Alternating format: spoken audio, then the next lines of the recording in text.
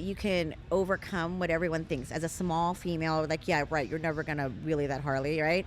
Watch me, motherfucker. And I don't think any man would ever take a year off his career, his hobby, his regular life to give life to something else. CPS was talking to you. Did it seem like it sounded like they got like tipped off through social media? There's 4 or 5 cops, one CPS dude. Like, it was scary as fuck. Like, it was not What happened, dude?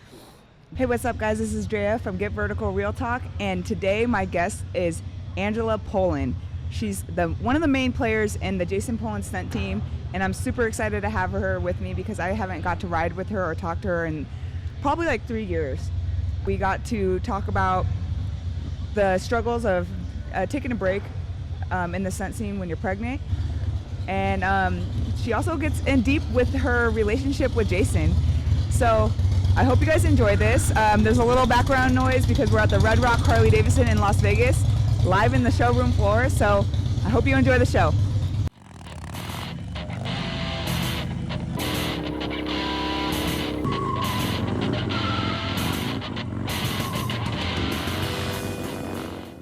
Hey, what's up, guys? It's Drea here with Get Vertical Real Talk, and I'm here with Angela Pullen, main player in the Jason Pullen Stunt team. It sounds so weird to hear you say that. Is it Jason Pullen Stunt team, or is it? It's the Pullen Stunt team. Pullen Stunt team. I don't know if it's actually official. Like, it is what it is. It is. Well, I think it's the Pullen Stunt team. Pullen Stunt team. Yeah.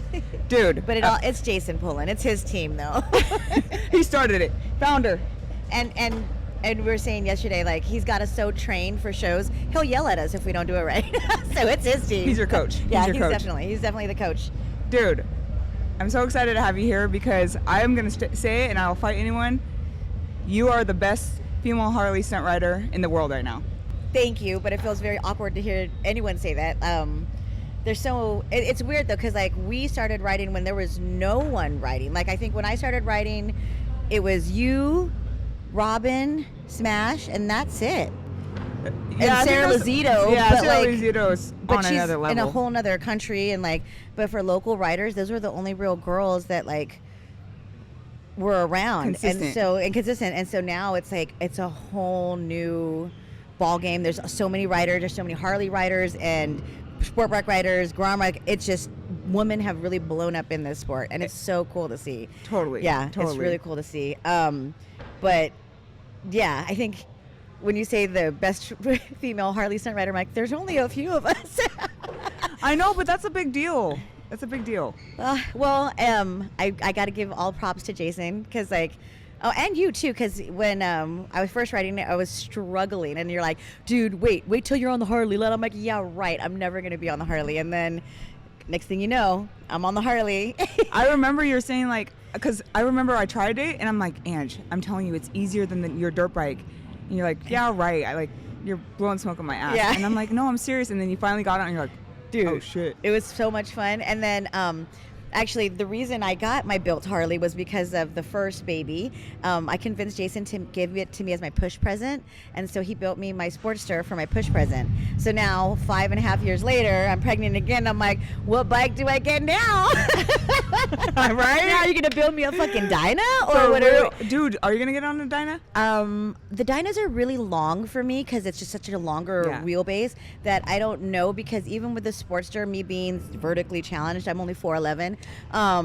Fuck, I'm short, right? I'm not even 5 foot. You're fucking short. Are you legally a midget? No, that's 4'8". Oh. I'm like, I know this. No, it's. Hey, what's up, guys? I hope you're enjoying the episode. Real quick plug, I want to invite you guys to our online wheelie coaching course. This is exclusively made for Harley riders. We created a 3-stage progression method that is guaranteed to teach you how to wheelie. This is for day one learning riders. It's broken down from day one all the way to balance point. With this course, you get our exclusive members only Get Vertical app that makes it easier to access while you're at the lot practicing. You also get to join our Facebook community where we have a group experts in there all ready to help, and other Harley stunt riders learning from each other. You'll also get invited with online group coaching with Bruce and I, where you can ask us direct questions about your progress and any struggles you're having. You can sign up at getverticalcoaching.com. Link will be in the description. Anyways, back to the show. It's really long. I mean, I can ride his bike, But with the Sportster, like I roll back the bars, my seats like really different. I've got more of a back, I don't know, push forward, so that when I go, there's not as much room, and which makes it easier for me to do podiums, all the other tricks. So like we definitely have modded my bike where it's a lot easier for me as a vertically challenged person to do stuff. So I think having that on the Dyna I think the Dyna is the one like a foot longer. It's pretty long. It's like a good foot, 12, maybe even 18 inches longer. Oh God, it matters a lot. And so I don't know if that would be like the best bet, but my bike's like a 1996 or 94. I'm still carbureted, no fuel injection. Like it's old, so I don't know if he's gonna get me a new Sportster or I don't know. I'm all babe. Are you already planning that he's gonna get you something? Oh, he told me. Is he? He said it once, and I'm not gonna hold him to that. I was like, you had push present 1. Now you got 2 months to get that shit together, right? And he's like, he's so funny because he's like, oh, it's still gonna be a while. You're not gonna hop back on it. I looked at him like, excuse me? You're like 2 weeks out. You better give me my bike. I'm not even. He's fucking right? hiding it from me. Oh, so he actually has it? He has my bike, but he doesn't want me to ride it, and so he like puts it in the cuts in the backyard. Oh, and wow, so like it makes it hard for me to get it because I was riding it to the gym for a little bit. I ride the Grom to the gym. Mm-hmm. It's only 10 blocks away, and it's like the only throttle therapy I get. Yeah. I popped a few wheelies here and there, but now that I'm bigger, I'm like, yeah, you're like, dang it, people are gonna notice now. Yes, and then I'm like, if I'm riding and people are like, look at that woman, so you get a lot of talk. Yeah. It's hard actually being a mom and rider at the same time. It's really hard. And then a lot of people don't understand. I feel like I have 2 personas. I have my work persona where I work at a hospital and I'm like a manager. And then I have, a whole other lifestyle. And then, they're like have those get to know you kind of, put some pictures on a slide deck or whatever. And then I have all their motorcycle pictures and my daughters on our motorcycle. We're riding through fire. I'm riding with Jason. They're like, oh my God. I'm like, oh, that's what we do. Yeah. Isn't it crazy when you tell people, they're like so blown away. They're like, what? I didn't even know that was a thing. Yeah. And then, do you ever get embarrassed? It is kind of embarrassing. I don't know if it's embarrassing. It's just like I don't know what the word is. Yeah, I don't know. Shy. Will they accept you? Yeah, like, and then like, are you gonna think weird of me too? Because like, judge. Yeah, judgy, right? Like, are you guys wild? And then so now we have Harley at a Catholic school, and so Jason's like, let's not tell him. Yeah, he's like, oh my God, all these people are gonna be super square, and then they're gonna think we're nuts and everything, and they're not gonna trust us with their kids. Oh, and then so. But it's funny though because like Jason's really good with kids, and he's like, oh, come over, we'll hang out, and then some people are like, yeah, no, it's okay. Because we're not going to like make your kids stunt. Yeah, exactly. What Nor do we want to. Yeah, like we don't want to coach you for free. What are we going to do with you, with your kids? But everyone thinks Harley's like this wild child. She's totally not. She's a sweet little girl. She rides and does it, but like she's not crazy wild or anything. Yeah, so yeah. it's. They think that she's like you. She's opposite. She's totally. She's like the balance. She's the yin to our yang. Yeah. You need someone to ground you. Yeah, somebody. She's actually such a peaceful. Her teacher said she's a peaceful soul, and I'm like, wow, okay. But she is. She's calm and sweet. She's the sweetest. I have a feeling this one's going to be a little wild, though. She's kicking my ass in my belly, like all the time. And it's kind of cute because I'm thinking that Jason will get his wild child. He'll get keep his ass up at night. Well, he wants Harley to race, and so we've taken her to the Stasic races and everything. And she has zero competition in her. Really? She's like, I'm doing this. Do. Here I go. We're going. Oh, you want to go? Go ahead. How do you instill competition in your kid? Because well, see, I'm not competitive either.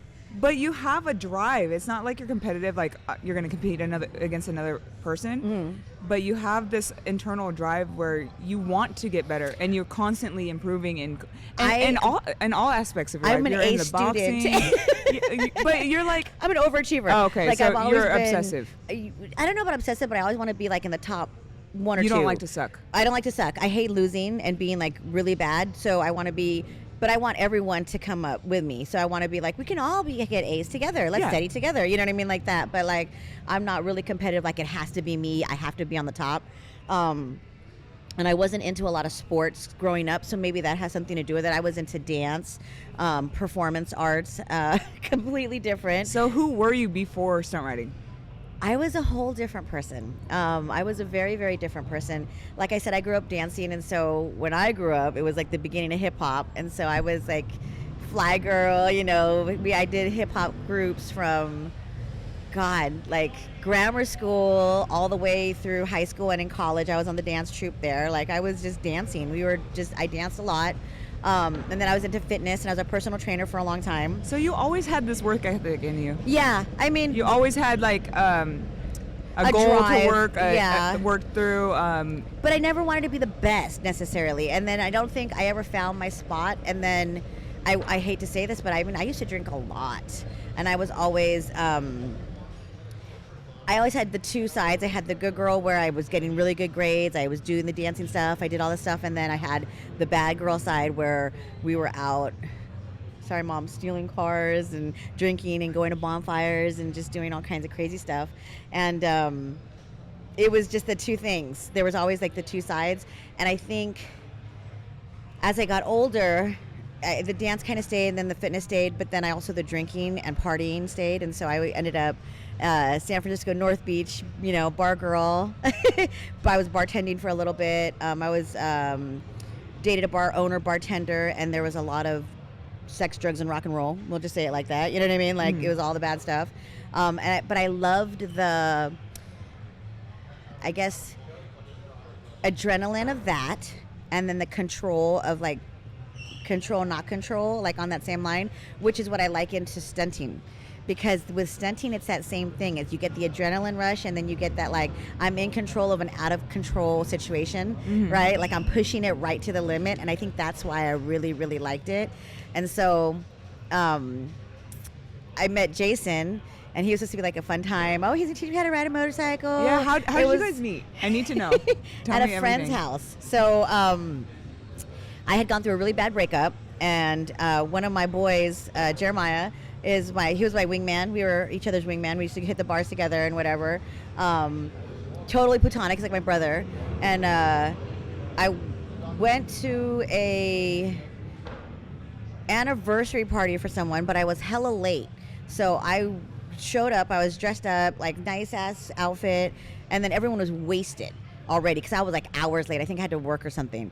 And then I was like, man, this isn't fun. There's no way I'm going to catch up to you guys. Like, it wasn't fun. So I called a Jeremiah. I was like, what's up? Let's hit the bars. Let's go out. La, la, la. And then he's like, oh, I'm at the house right now. Some people are over here eating. We're eating dinner. If you want to come through, I don't think we're going to go, but maybe you can convince them. I'm like, fuck that. I can convince them. Let's go. Mm-hmm. So I show up, and I'm in like a little, short cocktail dress, and I remember I had orange heels on. It was a cute outfit.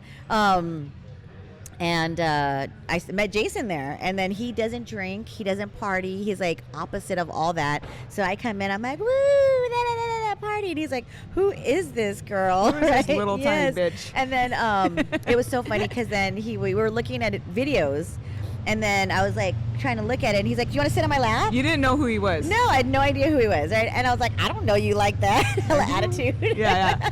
And I was like, excuse me, right? And then I don't know, he showed me funny videos, and then he showed me this really funny video, and I was like, oh my God, who is that? That's hilarious. He's like, oh, that's me. And I was like, oh, okay, that's really funny. And he's like, what did he say? He goes, if you give me your number, I'll send you more funny videos. That's a good one. That was his line. That's literally his line. He's like, I'll send you more funny videos if you give me your number. And then it started raining that night, and so he walked me to my car with the umbrella, and like that's how we met. That's so sweet. And then he was shortly after, I think like 2 days after, he got into a big ass accident. He was riding with his brother up in Hollister or something, and he fucking went off the I want to say a cliff. It wasn't. It was something. Broke his pelvis, broke his wrist, and so like we were talking kind of, and then he disappeared for like a week. And then I was talking to Jeremiah. I was like, yeah, he was real cool, but he just fucking disappeared. He's like, wait. Oh, he ghosted you. Yeah, it seemed like you. I thought he ghosted me. Right? That's the new word. Back then it wasn't ghosted. It's the new word. It wasn't that word then, but yeah, I thought he ghosted me. He stopped paging you? No, I'm just that was way back. No, paging. Oh my God. Direct messaging. No. Right. So, it's so funny. Did you add each other on MySpace? It wasn't that long ago. It was a little after that. Instagram was just starting that. Yeah. he's like, no, he's in the hospital.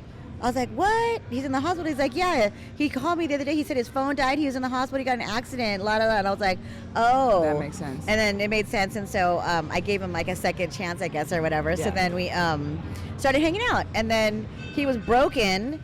And so... You had to take care of him. And he's like, you work at a hospital, right? I technically work at a hospital, but I'm not nursing or anything. But I was like, I know medicine. And so I kind of took care of him a little bit. I cooked for him. I started cooking for him. And so, and that's he was then he's like, I'm going to marry her. That's how it started, because he's like, I've never had food like this before. Yeah. He would eat freaking scrambled eggs, rotisserie chicken, tuna fish, pancakes. I'm like, and then he would take me out to go eat, like, because we were dating, right? So we'd go eat, and I'm like, after, a few weeks, you're like, this food sucks. Yeah, like, let me show you real food. Like, yeah, I don't want to eat out all the time. That's not me, right? Like, I like to cook and eat better food, and I'm pretty healthy, right? So I was like, let me cook. And so I started cooking for him all the time. And then I started bringing over my pots and pans because he had nothing, right? Because I had nothing to cook in. So I had to bring over my own pots and pans. And then I guess I just never left. And here we are. I know. Well, it was so funny. I was talking about it because the hotel shower head last night, it was horrible. And then it reminded me that, because I used to teach Zumba, so I was teaching another dance-related fitness exercise, right? So I used to teach Zumba, and then I go over to his house. I had like a 6:30, 7:30 class, and then I go over to his house afterwards and shower, and we hang out during the evening. And then he changed the shower head, I want to say like 5-6 times.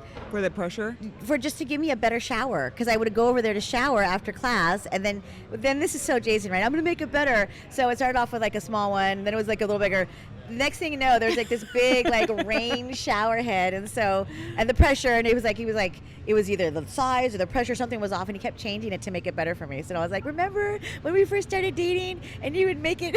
He's like, I want her to keep showering over here. Yeah, basically. And then it was so funny, he used to put up the fucking heat hella high, and he had his little tricks. Yeah, right. He's like, oh, she'll get naked if I turn it up hot. I know, right? So no, that's how we met, and that's how we started hanging out. And then it was funny, though, because he wanted to show off for me. Yeah. Right? So he was like, why don't you come watch me practice? And I'm like, okay, whatever. Were you not into it? Totally not into it. Like, you just weren't impressed by it? Well, no, I didn't know who he was at all. I wasn't into motorcycles or motorsports at all. I always like fast cars and nice cars, old schools and stuff. What attracted you to him then? He's funny and he's nice, and like his personality, and we just hung out, and he was hilarious. We had a good time together, and I think he was like writing, and I was like, oh, that's cool, it's amazing, like, wow, okay, like no big deal. So anyways, yeah, like what are we doing next? Yeah, like, right? That's awesome, what time to get off, or when do we right? finish, right? And then what happened? I wanted to learn how to ride because in case of the zombie apocalypse, I want to know how to get away on any vehicle, right? So I was like, yeah, I want to learn how to ride. That's on my bucket list. Mm-hmm. And so he goes, yeah, I got a small bike for you. I'll bring it out next time once you come, watch us practice, and then you can, try to ride. And so I know how to drive a stick, so I knew about clutch. And he hopped on the back. It was a 100, and he's like, he taught me how to go first gear, second gear, whatever. And he's like, do you trust me? Mm-hmm. Oh, he taught me about back brake, of course, right? He taught me about the brake, and he's like, do you trust me? I was like, yeah, why? And then he like just hopped off the bike. Oh, no, he hopped off the bike. He did not. Yeah, and so then I was riding, and then so I was riding around for a little bit. That's how I learned how to ride. Oh my gosh. And then it was so funny because I think we were in motion, so it was easier. And then at one point I stopped, and then I started to clutch off again, right? And I think I must have, I don't know if I was whiskey throttling or whatever, and all I could hear him, he was like, your best friend. So I slammed my foot down on the right thing, on the right brake, back brake, and then I skid right before like a curb. And I would like flipped entirely, and I stopped right there. Hi, babe. And so, that's how I learned how to ride, and I learned my back brake. Slammed on it and skid.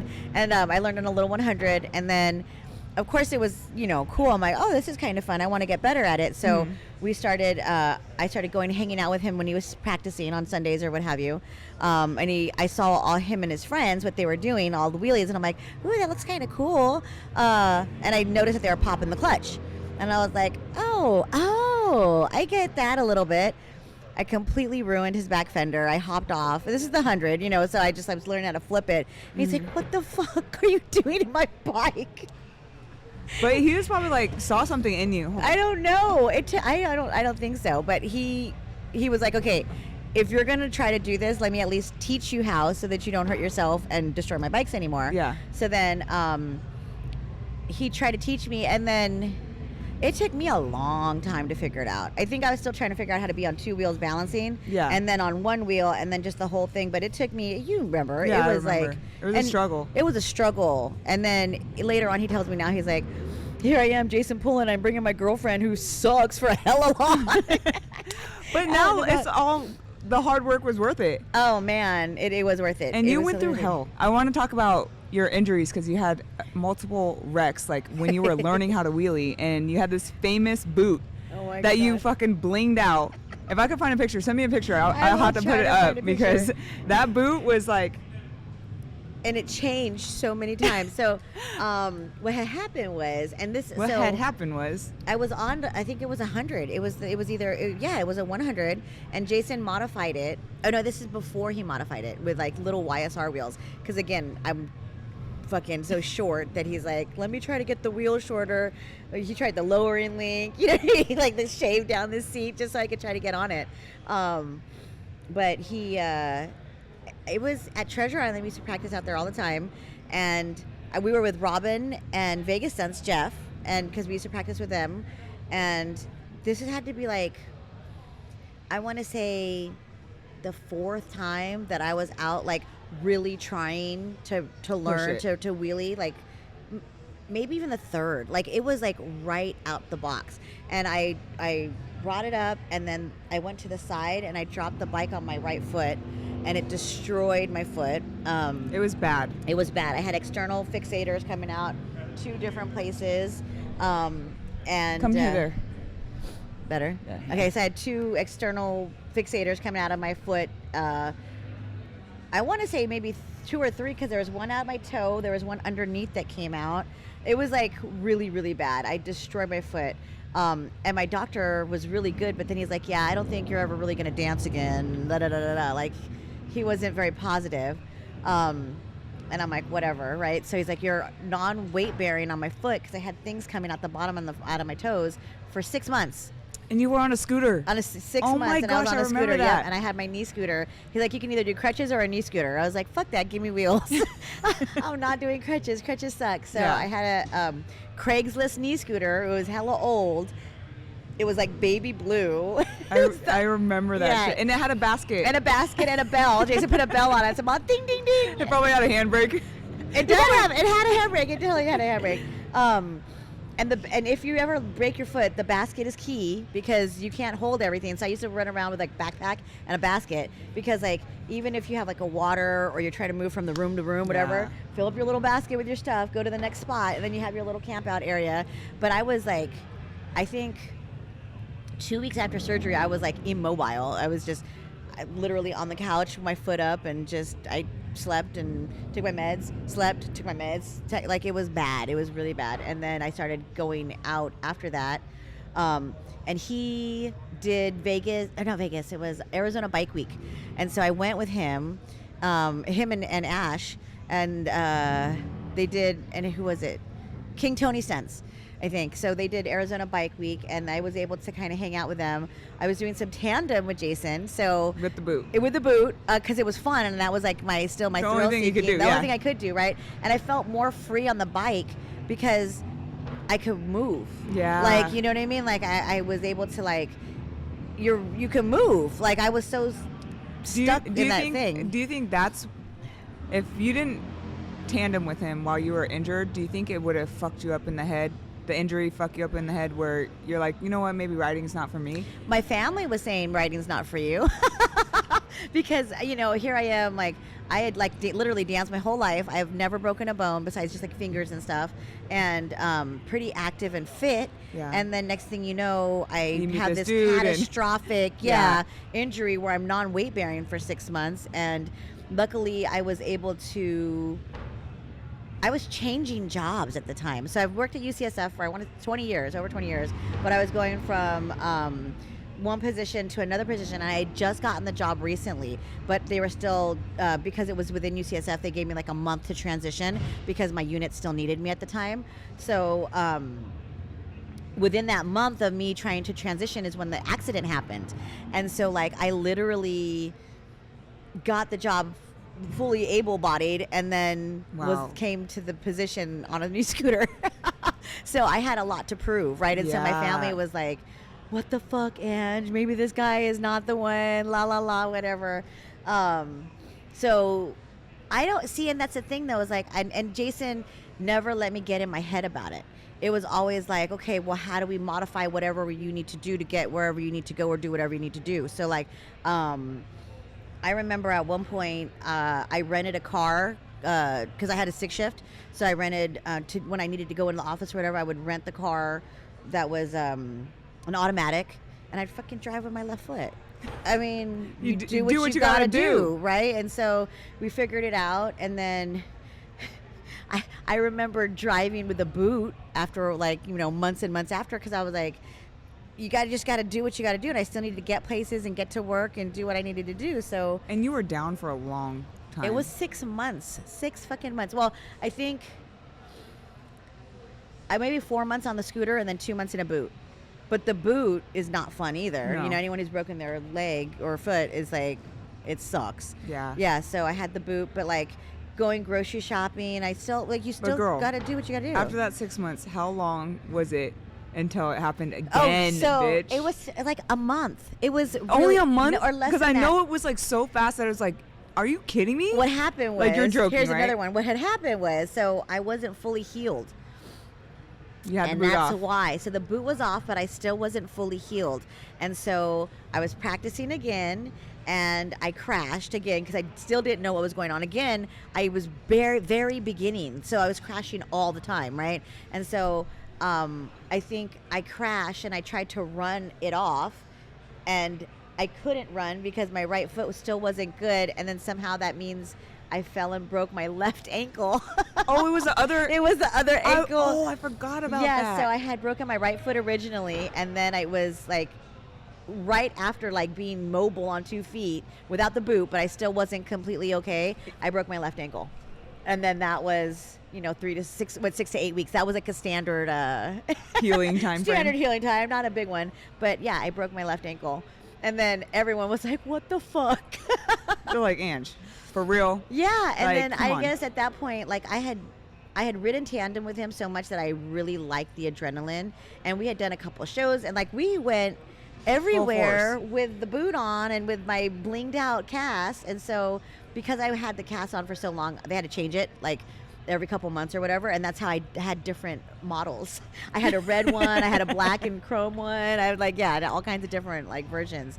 But yeah, so that's why I blinged it out, because I was in it for so fucking long. Yeah, I was like, you had to make it look cute. Yeah, I had to do something. Yeah, because then I can see you better. So I don't know. So so then it was my left foot. And I don't think I was casted. I think they just booted me for the left one. So when you got out of it, everything was all healed. You weren't fucked up in the head about it, like mentally, emotionally? No, I don't think I was. I mean, I remember getting depressed a little bit at the beginning of the first one. But Jason kept me, he's like, you can't do that. You still can do this, la, la, la, la. And he kept me so busy doing with tandem and just doing other stuff that I don't think... You were still in the lifestyle. Yeah, well, and then also I think also having to prove to my new coworkers that I was still capable. Yeah. You know what I mean? Like, it was a real... there was no time for depression. Like, we were building Mission Bay Hospital, and we were trying to get everything going from... It was like a brand new hospital we were setting up, and I remember there was 2 different parts of the hospital. children's hospital and then the adult side, and there was what they call the spine that goes along the back, and they were connected, the two hospitals. So I used to be like, we'd have to do tours and stuff of whatever. And then I'd be like, okay, guys, I'll meet you on the other side. And I would zoom down the freaking spine in my little knee scooter. Ding, ding, ding. And it's all like linoleum foam. Yeah, linoleum floor. So I was like, choo, choo, choo, like a scooter. I was flying down there. Ding, ding, ding with my little bell. And I was just like, every time I go to the hospital now, I'm like, I remember when. And so there wasn't time to get obsessed. Get depressed. Obsessed with depression. It is both of it. Because sometimes when you get like deep in it, like you can't get out of it, and I don't think I had time to do that because I was still trying to do so much that luckily I didn't, because it could get bad. I got a question. Yes. Was there ever a time where you felt like quitting, or a time where you felt like maybe this isn't for me? I just cried so much when I was learning how to ride, because I never cried so much. I was like, this sucks, I'm never gonna get it, this is horrible, I don't understand, I can't. And then Jason he's a tough teacher. And I see it now with Harley, how he is sometimes with Harley. And I'm like, you're a dick. Was he that way with you? Yeah, he was that way with me. And that's why I see now how sometimes he is with Harley, and that's how he was with me. And I was like, no wonder why I was crying. Like, you're mean. So he doesn't mean to be mean. He's just a guy. He's just a guy. That's how Bruce was. I had to teach him how to coach me. Because he would be like, quit being a pussy, basically. And I'm like, and then I start being a pussy, you know? And it's like, I want you to tell me everything's going to be okay. Don't give up, you know? But when I felt like quitting, he'd be like, quit then. And I'm like, that's the last thing I want you to say. Like, I want you to tell me don't quit. I guess so. I mean, maybe it's just how men are. But it is that's different. That's how they get motivated. Where women are so emotional. Men are like, toughen up, bitch. You know, we need to talk it out more. I need to understand what I'm doing. It's so funny because now when I'm boxing, I have a sparring partner, Christine, and she's so funny because she's like, she needs to understand why she's doing it instead of just doing it. So it's a girl thing, I think. Like, we need to think about it, understand it. So in the middle of our sparring sessions, we'll like stop and like talk it out. Like, this is why, and da-da-da-da. And our coach is there like, oh my God, girls. Like, but I think that's how we learn. Yes, and I think it's the same thing with stunting. And actually, that's so funny because like I used to talk to you a lot when I was learning because I didn't know who else to bounce it off with because none of my friends were really into that. And then Robin was there. We used to practice with her, but like we didn't like talk like that so much. And so, but I needed a girl, I think, to be able to digest it and to talk it out and talk about. I remember you when I saw the Get Vertical when you were talking about the chair and you had to balance. I'm like, I remember back in the day we were talking about this, and then we used to talk about spreaders and how to like get our butt up to the legs up, and so you like kind of tuck it to get to the right place. But we talked about all that stuff. Yeah, you're right.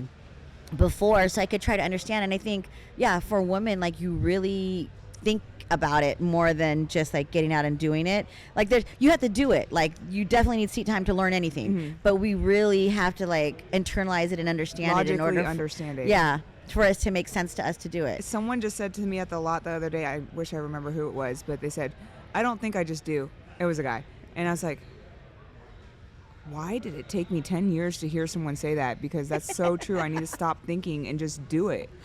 I tell that to Harley. Stop overthinking it. Just do it. It'll be fine. Stop overthinking it. Because your body will figure it out, you know? Yes. And then you end up having fun, you know? That's what it is the fun. It took me forever to figure it. I think it took me like a year. I was like not quite hitting balance point. I was right underneath, and it was like, whoa, whoa, whoa, whoa. Whoa, whoa. And then Jason later on tells me, he's like, I was so embarrassed. I would take you to all the sessions, all the lots, and I had this girl would just be like, whoa, whoa. And like, this is Jason Pullen's girl. And like, thank God I didn't. But that was at a time when no one was doing it. But I thank God I had, if I knew. No females were doing it. Like who he was, like in the sport. Yeah. I think I would have been way more embarrassed. Again, I had no concept, right? And I was just like, I'm just learning at my own pace. But yeah, he later on tells me, he's like, I was so embarrassed. I was like, oh man. But then we got it together. Like, I don't even know what happened. So I started So after the 100, then he got me a 100 with the YSR wheels. It was like tiny ass wheels. So it was like super moto-ish, but like no one's ever seen a bike like that. It was a Frankenstein bike. He put it together so I could ride. And I kind of learned on that one, but I think the 150 is the one that I actually figured out balance point, and then it was also stand-ups and handbrakes. So I learned handbrake before rear brake. I know. Who cares? Foot brake rules. But like I learned handbrake first for me. And I also think it's because in a standing position, especially for a vertically challenged person, I had more leverage to get it into the right balance point, and then I was able to figure that out first than the sit down. I'll be straight up. If I were to teach my daughters how to ride, it'd be handbrake first, because not only is handbrake easier because your weight is on the rear tire, yeah. But once you get the concept of wheelies, you can do the next trick right away. Yes. Like if you're learning sit downs first, and you got to sit down. Like what do you got to do? You got to sit downs for a long time, and then maybe staggered or those things. But if you have the handbrake down, you can do flamingo, you can do foot drags, knee drags. Yes. Like, you can do all the things, and then it's much easier to transition into foot brake after that. And just, I mean, and like technically, even now, like my foot brake isn't as good as I want it to be, because I'd rather be standing. I don't do it. I'd rather be standing because so, but it's so messed up. I had like a whole list of things that I wanted to, because after you ride for a while, you're like, okay, you're good, whatever. And then I was like, you know what? I think I need to learn. I want to get my drifts down, my burnouts down. I had like basics. A list of things that I kind of wanted to go through, and then I got knocked up. And I'm like, dude, how did this happen? I'm 44 years old. Now we're pregnant again. And how far along you are, just for the record, today? Almost 8 months. I'm like 7.5 months. And so December 13th is the due date. And by New Year's, I better be on my fucking bike. How is that like emotionally for you? As a stunt rider, knowing that you're gonna have to take basically a year off, like you can't push it. Hard. I mean, butt hurt. Salty. Like, I mean, all the words. Like, it's hard. FOMO. Yeah, it's fear of missing out. It's fear. Well, not even so. I am missing the Thailand trip. Jason was supposed to go to Thailand, and I bet you I would have been going with him. You know. Thank you, Basani. You know, I'm assuming I would have gone with him. I'm missing out on that trip. I missed out on performing on this amazing historical all first girl stunt show. I mean, which is history in the making. It's amazing. I wasn't able to ride. You're a part of it, though. I'm a part of it, so which is cool, but a small part. You know, I wanted to be out there yesterday so much. We needed you. Oh man, I wanted to be out there. I missed out. There's a couple other events too. Krista did a bunch of tour stuff. I could have gone and hang out with them for a little bit on tour. So not only am I missing out on physical events, but I feel like you almost get forgotten about. You know what I mean? Just because you're like, and I know it's probably like a girl thing or whatever. It's all in our head. And it's all in our head. But like, it's a year. Like, and I don't think any man would ever take a year off his career, his hobby, his regular life to give life to something else. Like it's ridiculous. And then the progression, right? Because that's one of the big things about stunt riding that got me addicted to it, was pushing past what you think you can do in your head. But it's not just learning once wheelie, it's learning the new trick, it's learning rev bombs, it's learning one-handers, it's learning the next trick and pushing it past. It's the high of the progression. Yes, it is. It's the high of the progression, or setting a goal and then working towards it and being able to knock it out, and then going to the next goal and then the next goal. Do you and I miss that a lot. Because I felt this when I got pregnant, especially with the first one, where I was riding all the time, like every single day, and then I got pregnant, and my lifestyle completely changed. Everyone's going ride. They don't care about me. And they're like out, and I don't want to hear a motorcycle. Like, I'm depressed. Do you get like that? Like, kind of like, I'm salty. Yeah, I'm salty. That's the best descriptive word, because I'm like annoyed that I can't ride, so I don't want anyone else to ride. So I'm not that bad, because I'm like, I understand. And I'm like, well, I mean, I still rode. You know, I did that show in July, and I want to say I was like 4 months pregnant at that point, right? Like, because that was only 3 months ago, right? Mm-hmm. So I went 4 or 5 months pregnant, and I mean, it was a show, and I literally did like 3 passes each show for 2 shows because I knew I shouldn't have been like. It's a whole thing. Like I could have probably done more. I was totally capable, but there's that whole what if thing, and there's whole mom guilt, and then there's Child Protective Services.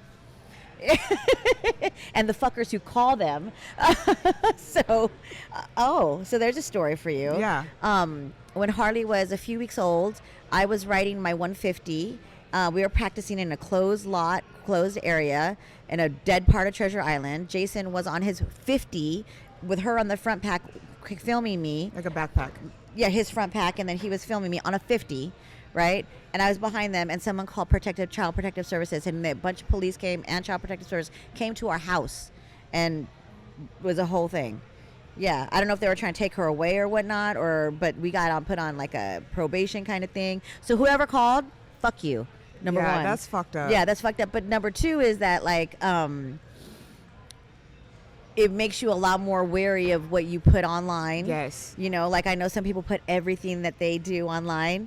And I just don't, because I'm scared of what other people are going to say. You know what? I remember you telling me about that, and now I'm cautious of that too. Just very cautious, because it's the last thing you want to do. For us, we are around this all the time. This is normal. Like our kids, they're around it all the time, and we're not forcing anyone to do anything. We're not doing anything to us that is.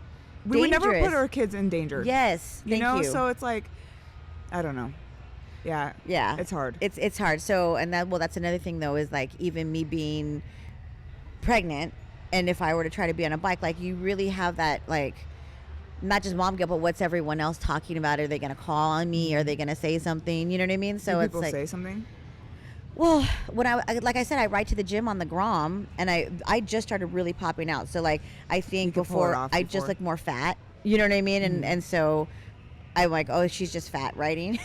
Just like, you know what I mean? Like, I don't think they think that I was pregnant, but now I'm like, oh, dude, you're pregnant. You should not be on a bike. And people everyone has their opinions, and it's hard. And especially as a parent, because, the last thing you want to do is really jeopardize your kid, or jeopardize with the law. I mean, like, CPS is the most horrible institution ever. Yeah. Like, they're just, I don't think they do much good. They're supposed to, but I don't think they do much good in general. Well, when they actually need, a child actually needs them, they're not coming through. No. But then they'll show up to your house when the kid is just there was like 4 or 5. Yeah, there's 4 or 5 cops, one adored. CPS dude. Like, it was scary as fuck. Like, it was not cool. What happened, dude?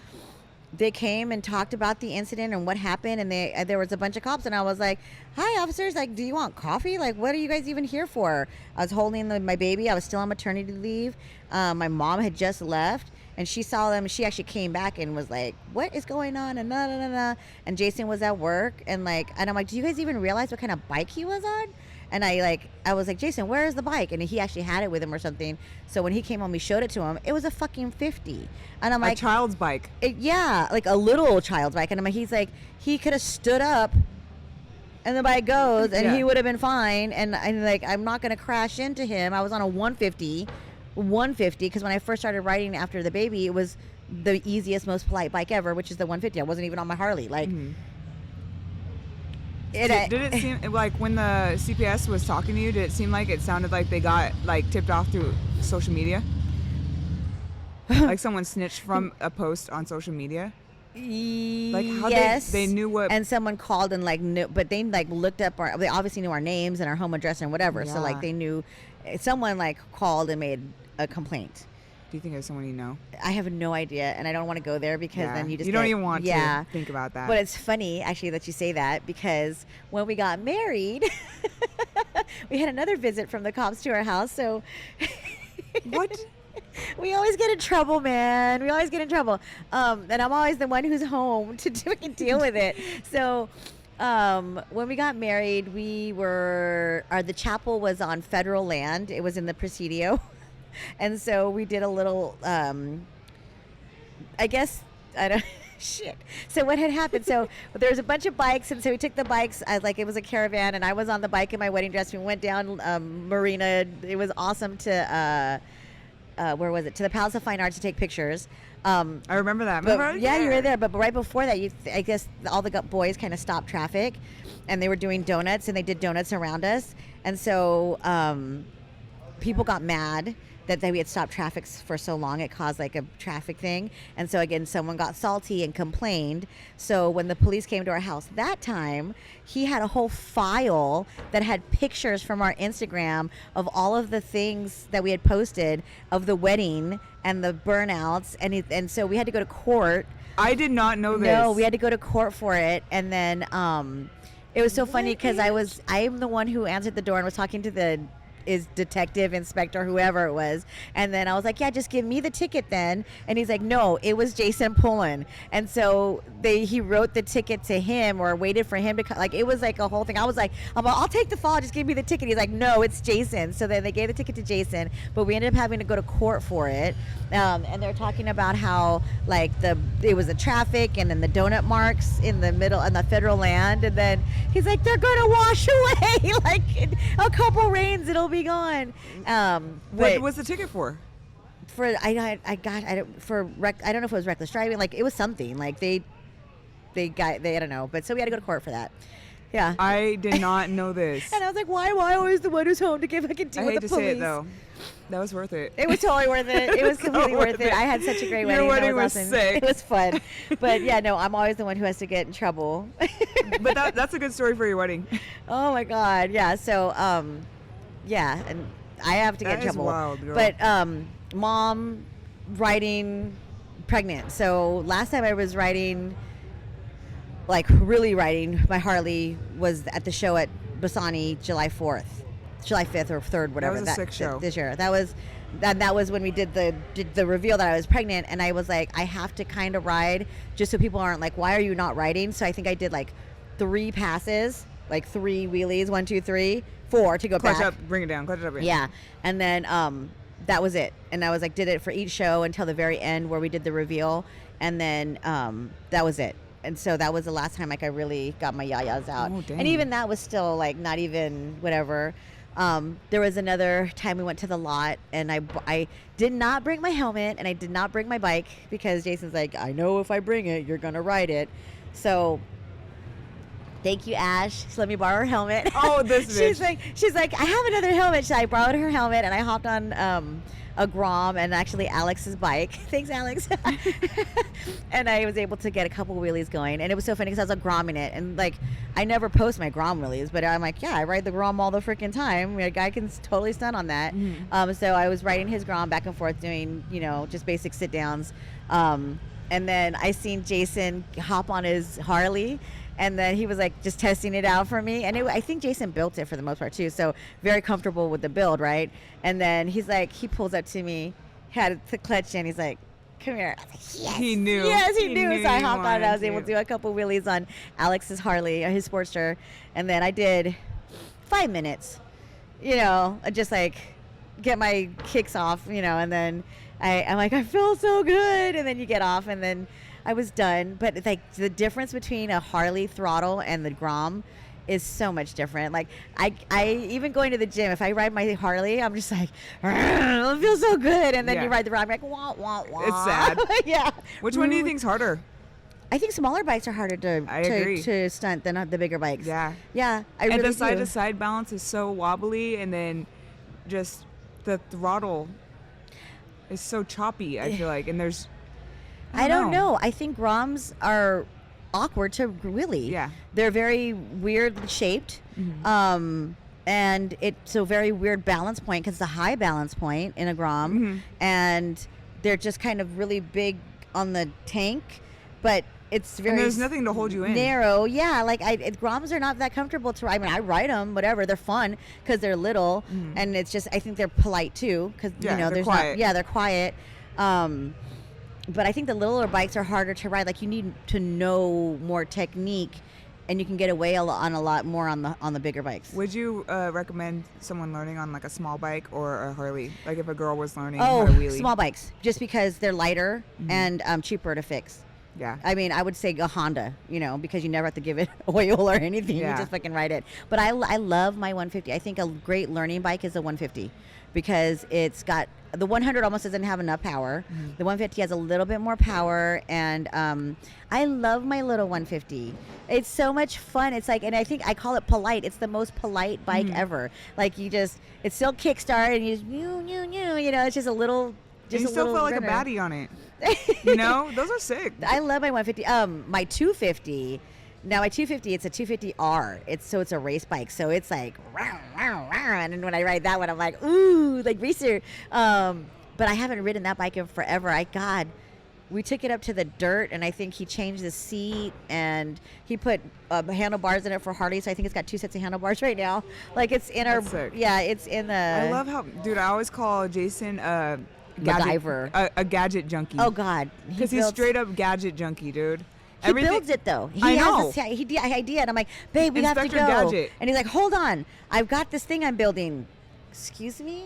And I'm like, what the hell? And actually, that was one of the things that I don't know, turned me on, is that he would like make something from nothing. Yeah. Like they'd be steel pipes, and next thing you know, you come out and there's a thing, like, but it's a useful item.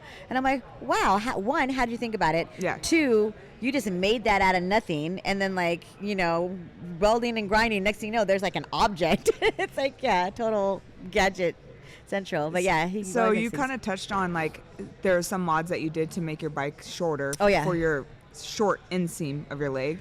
What can you go over those again?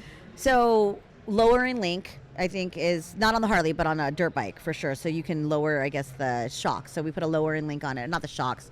What about on your Harley though? And then shave down the seat was on the dirt bike. Those were the number one. So on my Harley, like what are things girls can do to set up their bike so they're more comfortable and we rolled, like my manageable. Bars are kind of rolled back.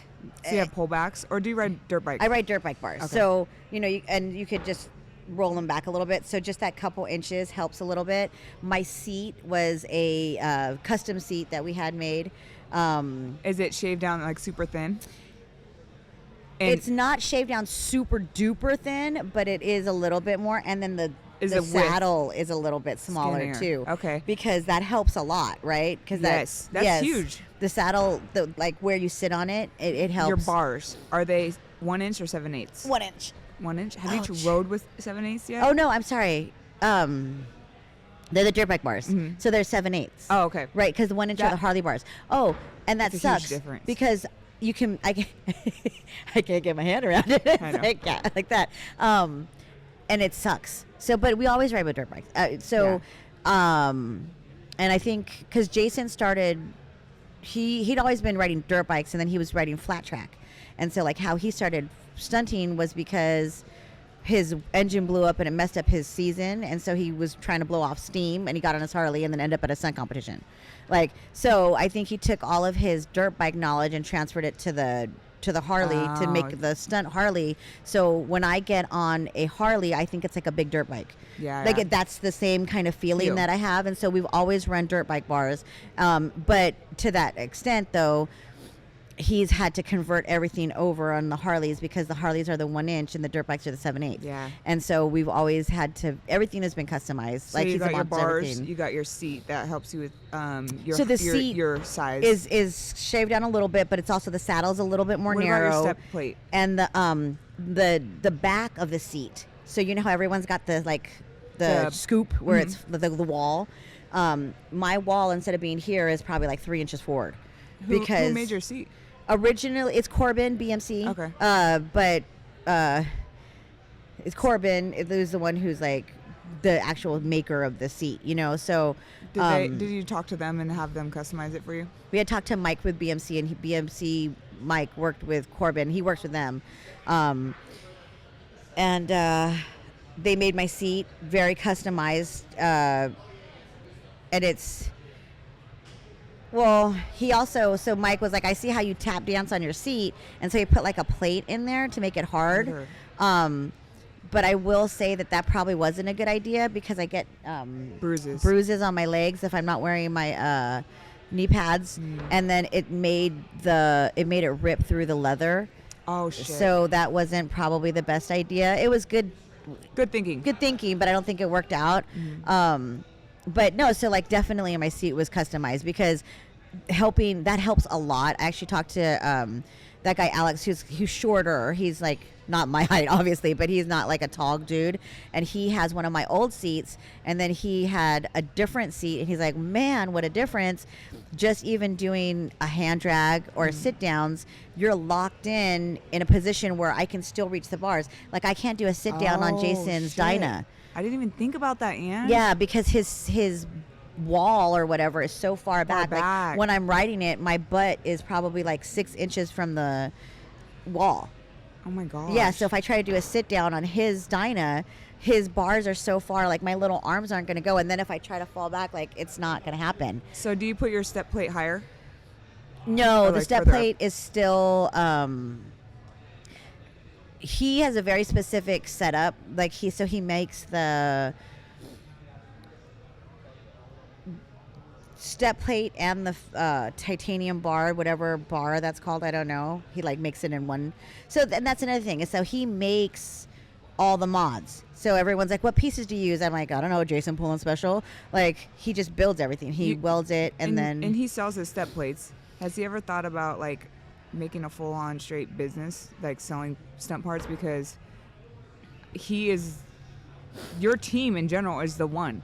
Like because he knows the setup, right? And and you guys already have the word is authority in marketing, but like you guys already have the history and knowledge, and like it's stunt rider made. Yeah, like that's so you know there's so many stunt companies, but they're not stunt riders, you know. Yeah, I don't know. What do you guys think about that? I think so. He did a couple runs of those set plates, and the first run, because he doesn't have a CNC machine, was really expensive to get produced. And especially because, you know, there's not a lot of stunt riders out there. Well, there wasn't. You know, it's becoming a lot more popular. Mm-hmm. So originally, you know, how many can you make? Because if you make 100, are 100 people going to buy it? Yeah. Are there 100 stunt riders out there? Yeah. You know, maybe now there is, but even 2 years ago there wasn't. Yeah. So, you know, we probably did a smaller run of like 30 or 50 or something, you know. Probably and it's more expensive 50. To make. It's a lot more expensive to make. And so that was the problem. And so I think Bassani asked him to make a couple of them for the Thailand trip so that they can try to build the bikes. Yeah. And so he made a couple, I want to say like 4 or 5 or something just for the bikes, maybe even less than that. Maybe it was 3 or 4.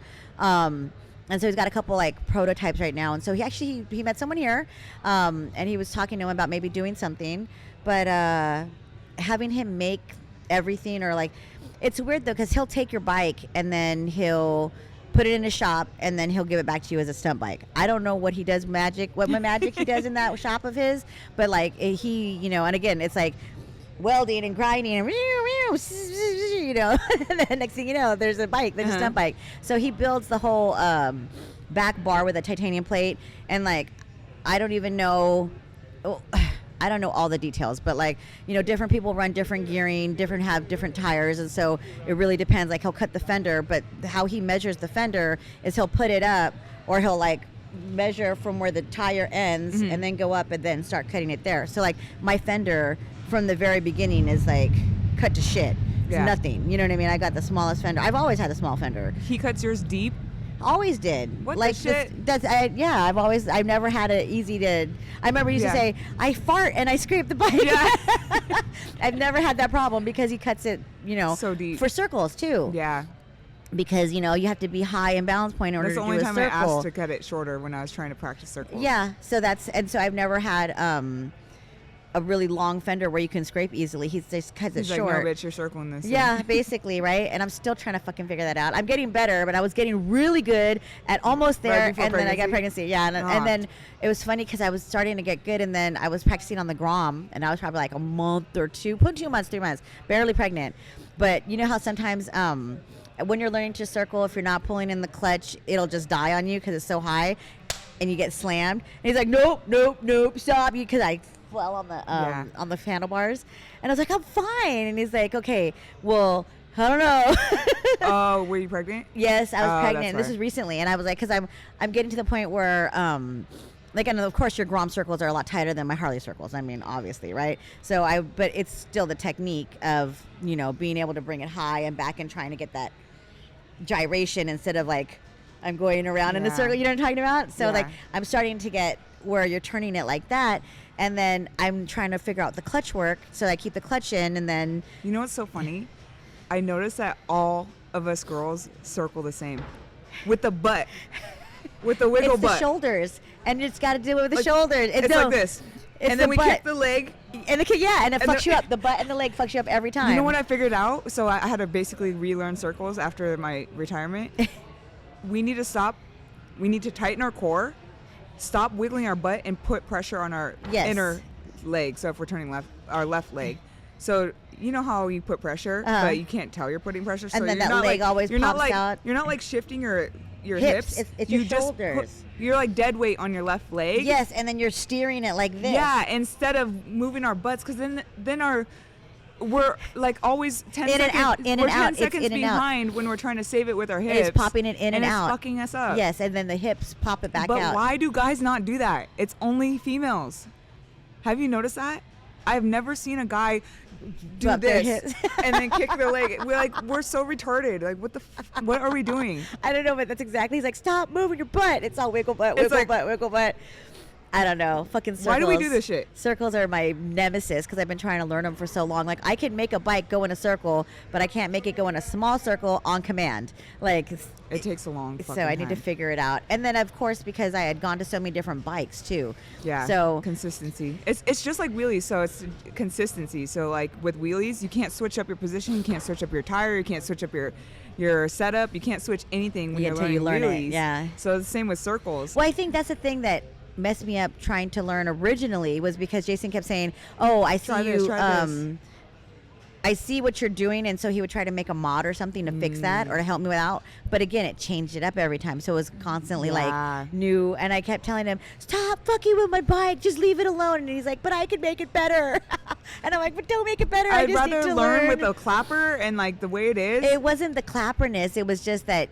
He was seeing me struggle and he's like, I know what you need. And he's trying to like, cause he knows and trying to fix it. But I think what you're saying though is it was a constant like new learning. You're relearning it. I mean, even at our skill level, if we switch something up, you have to get used to it again. Yeah.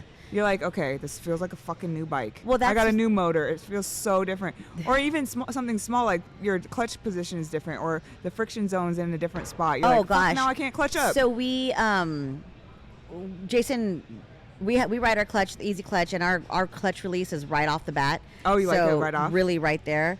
And then no one else. That's not a stock bike. Stock bike's clutch release is towards the end. And then a lot of other people, they don't know how to. I don't know if they don't know how to or they don't like it or whatever, but they don't adjust their clutch like he does. And so if I ever hop on someone else's bike, first couple minutes is like out. Is or just like you dragging the clutch, right? And then realizing where it releases. And so yeah, one of the things that I kind of pride myself on too is because again, trial by fire is that I can hop on pretty much any bike because I went through so many bikes. I went through the 100 with the YSRs, then the 150, then the 250, then the and I kept changing bikes. So I've wheelied a lot of different bikes, and I think I can, except for a sport bike. I need to that's on my list too. Have you tried it? One time on a 250, and then I tried Robin's bike, and the tank is so darn big. I feel like I'm like this, and it just doesn't. It's a total different. It doesn't fit me very totally well. Mm-hmm. And then, I don't know, I guess, I'm sure because other small girls do it, they could figure it out. But like for me, the tank and my little short ass arms, I just felt like I'm like literally laying on the tank. And they come up way easier. But it hurts my stomach. Yeah, it does. And I'm like, I don't even know, is it supposed to be that way? And then the whole foot placement in the seat instead of on a hole. Yeah, and a foot hole was like, it's just awkward. I mean, I'm sure I could do it if I had some time and I had the wherewithal to do it and I cared to learn. Yeah. But it's a completely different feeling. I mean, I think that with so much torque, it'd be so easy because like a Harley, you have to make it get into balance point. Once it's in balance point, you're like, okay, smooth sailing. We're good. But you have to know where balance point is. You have to know how to get it up into that position. And it's a lot of body English in order to do it. And like, it's a fucking heavy bike. It's intimidating. It's a heavy ass bike. If you don't know what you're doing, it's a heavy ass bike. It's all, I tell people, it's like, it's all physics. And that's why I like the stand-ups, because, you know, the weight is in the back and you can push with my legs are the strongest part of my body. Yep. So I push and lift Yep. as I'm clutching up and, you know, and make it happen. Like finesse. I put the bike into balance point. The bike doesn't just go up into balance point. You're I have to put it into balance point. You're so right. And it's heavy, and you have to know where to stop, because if it's easy to just goose it, you know what I mean? And then you're like, oh, now I'm past balance point. Yeah, like, oh shit. Scrape. That's what I keep telling myself though. If you're not scraping, you're fine. Yeah, exactly.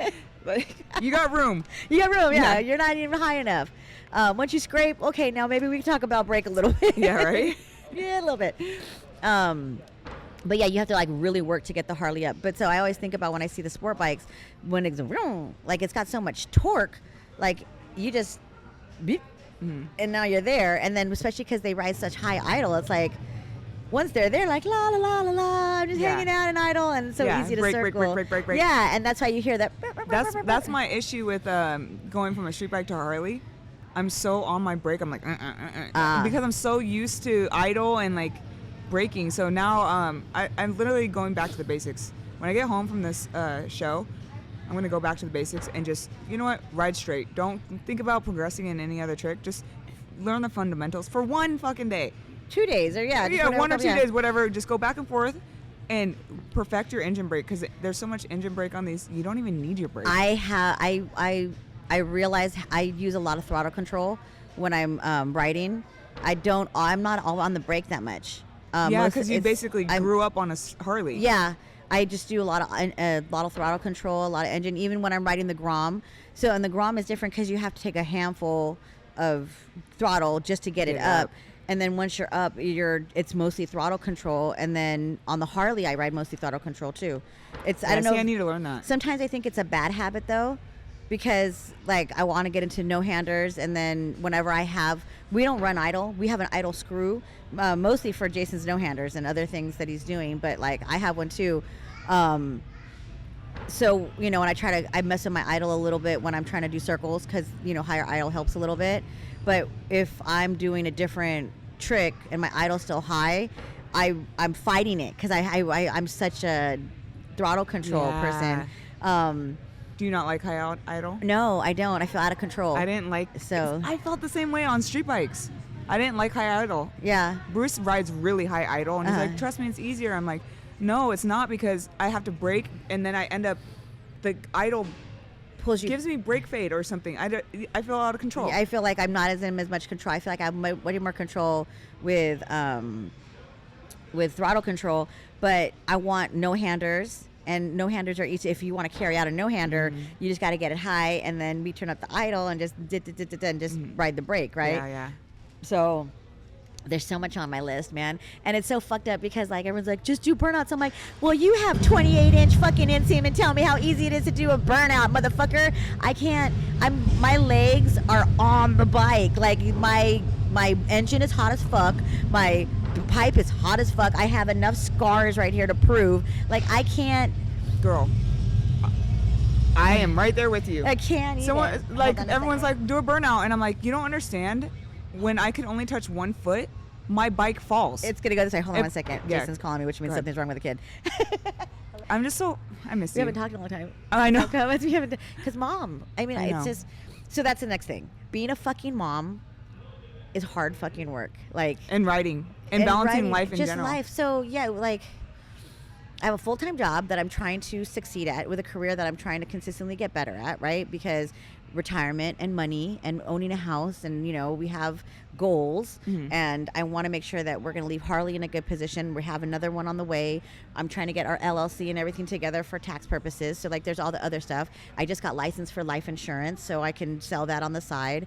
That's a whole thing that keep me busy enough. And then I have my hobbies. So I love to stay fit, which right now is boxing. I go to the gym 4 to 6 times a week, which is at 6:30 in the morning, just to squeeze it in. because it makes me happy inside, and it's my stress relief. Because if I don't do that, I'm like, I'm angry, and I'm not a nice person. Like, literally, if I'm not working out, I'm not a nice person. I'm a bitch. I'm just like, fuck you, fuck the horse you rode in on, and kiss my ass. You know, it's like no one ever sees. They're like, oh, you're so nice all the time. I'm like, oh, that's because I do things that I like. It took me a while to get here. Because I just kicked someone's ass in the gym. Or my own ass. Yeah. You know, and it's like I get my steam. energy off. Yeah. I don't drink coffee for the most part, but this is all natural energy. So shit. Yeah, right. I so can imagine. If I don't have it, I'm like wired and annoying. Like, people are like, dude, chill out, and I'm like, I got all this energy, I don't know what to do with myself. So it's like working out, and then like for riding for us, like we used to, and I was so jealous of people who were able to ride during the week. You know, like during the week for us is homework, dinner, cooking, cleaning, like just the regular stuff to keep afloat, you know, and then working out our hobbies. And then Jason, for him, it's either side jobs or just trying to keep all of our bikes running, because they're Harleys. Yeah. Fix, ride, and repeat. Like, you ride it, you have to fix it. It's either leaking oil, something's broken, you know, it's not an easy sport that's the thing about Harleys, is like, oh, I'll get a Harley and it's going to be easy. Like, no, you're going to be working on that motherfucker all the time, and they break all the time. And when you crash, something breaks. A lever's going to get broken. And not only that, he has 3. We have so many bikes. Yeah. Like, and he wants to get a Sportster back running, and you know, we have to get a whole motor swap for that. And then that's all the money that we pour into our bikes. Like, it's not cheap. And like, we have a sponsor, Brasani, who helps us out a lot, but like, that's not helping a $4,000 or $5,000 motor. Covering, You know what I mean? Like, that's like, and we have his Sportster, his Dyna. He's got an FXR that he never rides. It's his baby, right? Can I give you a non-tax advice? This is not tax advice. This is not legal tax advice. Start an LLC that's motorcycle related, and every bike expense is tax That's what we're doing. Write-off. That's what we're doing. Right now we have the sole proprietorship for that. Mm-hmm. And you can do that. And it counts, because we all of our bikes, you know, and the RV to get us to practice, to get us to the place. Literally everything. Gas, Everything. like right now. This is written off. Yeah. The camera's written off. Everything, this whole trip is written off. Same. We're trying to do it, but again, you know, it's just a matter of being savvy and smart enough to do it and to be on top of it and keep up with it. So who's doing your books? Who's making sure the receipts are? Me. You. So during what that's hours? A whole nother thing. During what hours are that? So, you know, true that. If that's my lunchtime hour from 12 to 1, I do receipts and tax stuff. You know, or am I going to try? Sometimes I try to go to Costco during the day. I mean, like, what time will it? I have seriously, because like 6 to 7, I even leave class early so I can get home to get them out of the house, give Marmalade medicine, feed Luna, make sure Harley has her stuff ready, get everyone's food and everything out of the house, so they leave at 7:40 latest, get to school on time. Then I get to take a shower, get out to work by 8, or start on my computer by 8. I'm working from 8 to 12, try to run an errand or do something from 12 to 1, then work again from like maybe 1 to 6 because I'm still doing shit, and then try to start dinner before that or during that. Like, so you guys don't even have a time to sit down? Yeah, like and then it's dinner, so we have dinner together every night, and I'm adamant about that because I really feel that the good family needs dinner, to sit down and just have dinner together. We go over her homework and her sight words. We kind of talk a little bit about stuff. He goes into the garage to work on whatever he needs to work on, or goes to a side job after that, and then I hang out with her for a little bit, and then it's bath time and nighttime, and then I'm pregnant, so I end up going to sleep when she goes to sleep at 9 o'clock. Otherwise, I'm up for maybe an hour and a half later to do, God forbid, relax. And girl, you're not even mentioning content creation. Oh, that's how come I haven't been posting, because I just can't. I literally, this is what I do every single day. Like, it's every hour is I'm doing something. Everyone's like, yeah, I haven't done Instagram. I'm like, I don't have time to go through my phone. I'm barely even on Instagram. Yeah, if I'm on same. Instagram, it's between like a meeting where I have 10 minutes break and I'm trying to like decompress, you're and I'm taking a looking shit or I'm like, something, and you're like, yeah, oh cool, like, that looks cool. Okay, now I got to go back to work. And yeah. you know, and my work right now is crazy because we have this fucking huge project where we're dealing with like over 200 different departments, and it's like a huge project, and I'm about to go out on maternity leave, so I'm trying to like rush to get everything done before I leave in November. And then Lord. Yeah, and this is not even talking about I wanted to start my side business. What's your side business? Let's talk about it. Let's plug it now. Plug life insurance, you guys, because and this is another thing that I really I want to help people with financial security and life insurance, because I'm so much of this GoFundMe stuff when they get hurt or they pass away, like if you wanted to really take care of your family, a life insurance policy is really the way to go. And then if you're talking about financial security, there's ways to leverage life insurance to be your own personal bank so that you can actually utilize the money better than an IRA, better than any of the other like 401k and stuff that they have out there. So that's what's up, dude. Yeah, let me know. Holler. So where can our audience find you? At AngRockz, ANGROCKZ on Instagram. Or angrocks@gmail.com, but it's ANGROCKS because Instagram, someone already took that already when I started. My email was older, so so it's angrocks@gmail. But yeah, so that's what I'm trying to do. Well, before we wrap up, I have one last question for you. What is the impact you want to make on the stunt scene? Oh gosh, well, I think we've kind of done it. Is like more girls riding. I want. Because for me, being on a bike is freedom, and it's not only freedom, but it's like the fact that you can overcome what everyone thinks. As a small female, like, yeah, right, you're never going to wheelie that Harley, right? Watch me, motherfucker, right? like, watch what I can do. I love when, like, I think I went on a ride and someone's like, oh, you got knee pads. Oh, you're going to fall. I'm like, oh, you know, all these pegs and stuff? Yeah, sometimes they hurt. Fuck you, as I do a knee drag in your face. You know what I mean? Like, yeah, that's what those are what my knee pads are for, so I don't scratch up my legs as I do a knee drag in the fucking street, and asshole. Destroy your pants. Yes. Oh, my shoes. No, so I think so inspiring girls. Just inspiring girls to feel confident and freedom, and to like really feel the power, like an independent, like they can do it themselves. Like they don't need, like, I know I'm so lucky because Jason's helped me out with so many things. He's not only been my coach, he not only takes care of my bikes. Like, I'm spoiled, right? I'm 100% spoiled. But the thing is that women can do it too. Seeing all the girls out here this weekend, like, yeah, you boys can do it. Look at us, we can do it too. Like, there's nothing, it's just hard work. It's a lot of work, and it's a lot of modifications, and sometimes working harder because we have the stature problem and strength. Like, we're just intrinsically not as strong. We're strong in a different way, though, emotionally, if we can focus in on that, right? So, like, I don't know, I think, I just like to see the women in this sport feeling more confident and getting more women onto ride, especially older women, because I didn't start riding until I was 35. And so, you know, I would love to see more older women have a hobby that they pick up at 35, whether it be boxing or motorcycle riding at an older age. Well, like, it's never too late. I think the Harley Stunt scene is perfect for that. You see Krista, now Brandy, like, it's so awesome. They're getting into it at an older age, and right? it works out because the Harley scene is a little older, you know. I do say, like Dizzy, she's 23, and I'm jealous because I'm like, you can practice all day long. You have no kids, you have no responsibility. You can just ride after work, and like the seat time counts, and that's another thing. Seat time is all, like, that's it. You have to put in the seat time. You have to put in the work. Otherwise, you're not going to get better. Totally. And I miss being able to put in the seat time. We only do it on Sundays now. Oh, wow. And not even now, because I'm down. And it's so sweet. Jason's like, I don't even feel like it's the same if I just go ride without you. What, are we going to go to the lot and you just sit there? And I'm like, well, Harley needs to practice. You need to practice. But I think he also knows that I'm going to end up on the Grom at one point. And so he's like, yeah, we're not going. This bitch. Yeah, this bitch. She can't keep her off the bikes. But, like, it's different. Like, and then having the kids, you know, like, she's got stuff every day after school. And then some people now, they're doing, like, even in kindergarten, like soccer and then football or whatever on the weekends. And we're like, no, weekends are for bikes. Yeah. Like, that's our family time. Yeah. Like, you guys may do yours, but our family time is motorcycles. That's fucking dope. So we got to figure that out. And then hopefully this one's going to be into it. We would start taking Harley, like, to the Stasic races on the weekends. She's not into it, but again, it's, you know, in Livermore. So it's a 2.5 hour drive or 2 hour drive to get there. It's a whole thing, you know? And so, like, motorcycles in the Bay Area, you have to drive somewhere in order to practice. It's not like you can just go out 30 minutes in to your the backyard. Lot, or 15, Well, if I get good enough, I can practice in the backyard. Right?